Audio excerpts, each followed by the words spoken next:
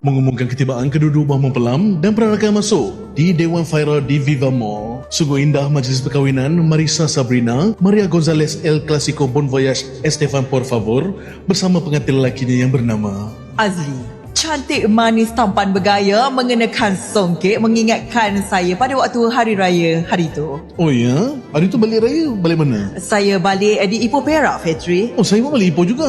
Oh iya ke? Tapi saya sebab jam, saya berhenti di arah Tapah dulu lah. Sebab saya tak suka sabut-sabut kan. Bila saya sampai raya ketiga pun dah okey lah. Saudara mara awak masih ada lagi?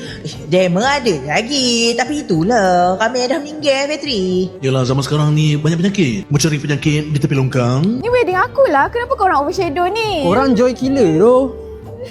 Kau tahu dah korang dah merosakkan majlis anak aku. Pakej makan dah lah sedap. Dewan boleh muat sampai 1,200 orang. Tapi perangai korang macam ni. Habis macam mana ni?